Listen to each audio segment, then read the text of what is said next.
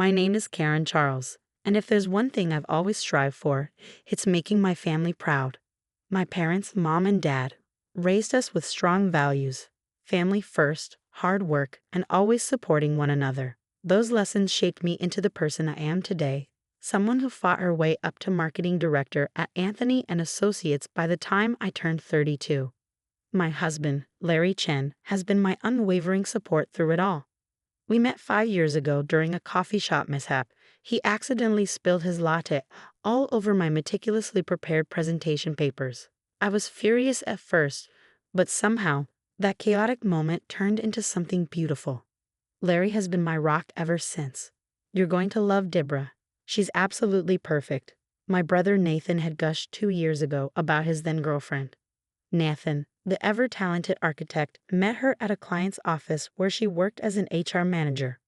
"I've never seen your brother this happy," Mom whispered to me during their engagement party. She was right.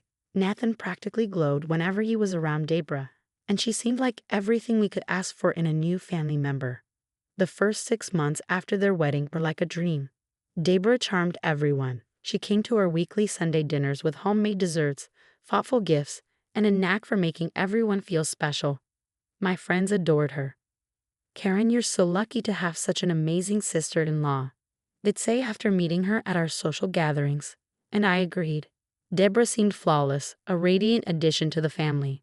When a position opened up in the HR department at my company, I immediately thought of Deborah. "Are you sure about this, honey?" Larry asked one evening as I prepared her recommendation letter.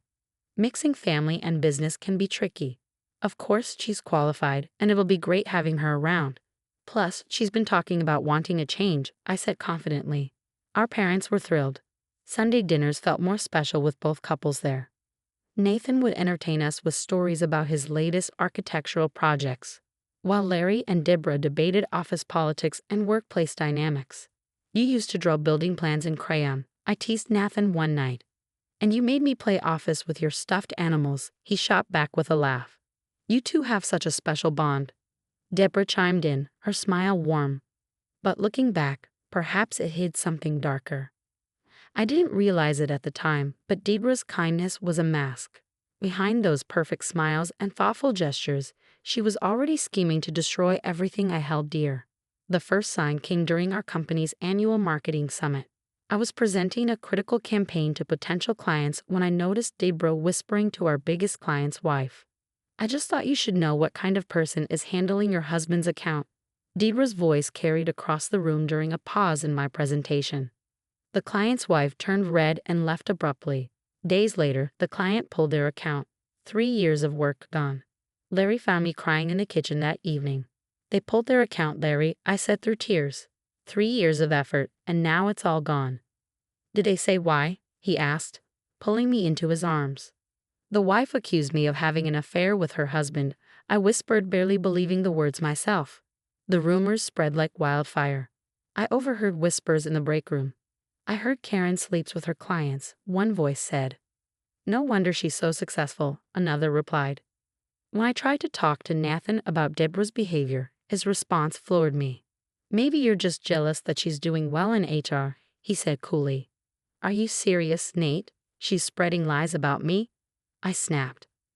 "There you go again, making everything about you," he shot back. "Deborah told me how you're constantly undermining her at work.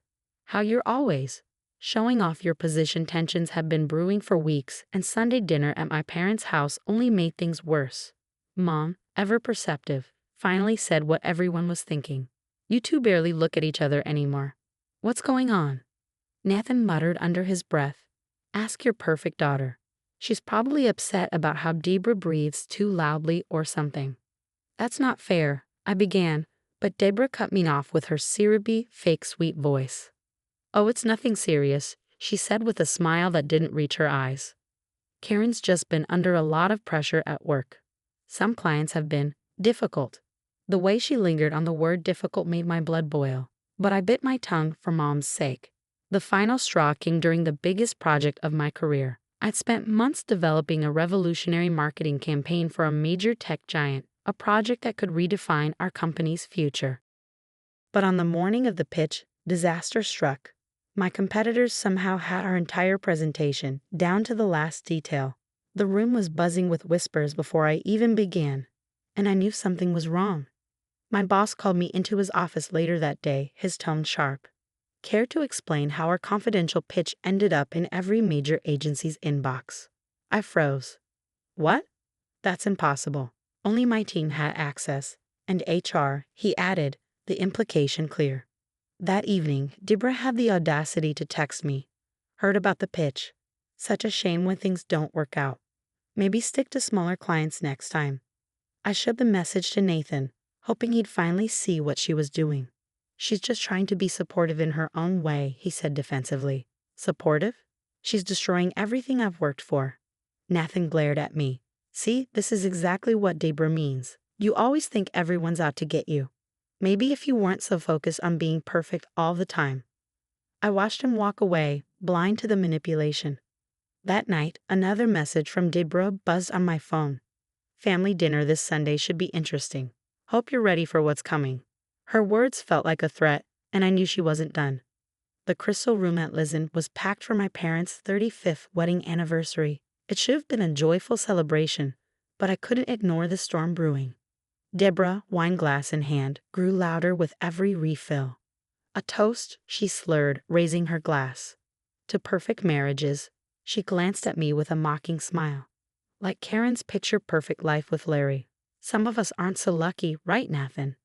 Nathan leaned toward her, whispering, maybe you should slow down. Why? She snapped. So your sister can keep pretending she's better than everyone. Her voice cut through the room, always the golden child. The perfect daughter. Perfect wife. Perfect everything. Mom tried to calm her. Sweetheart, let's focus on celebrating. Oh, I am celebrating, Deborah interrupted, stumbling to her feet and grabbing her purse. Celebrating the fact that I finally have proof of what a manipulative witch your daughter really is. She pulled out a stack of papers, waving them dramatically. Look what I found, emails between Karen and Nathan. She's been telling him to leave me for months.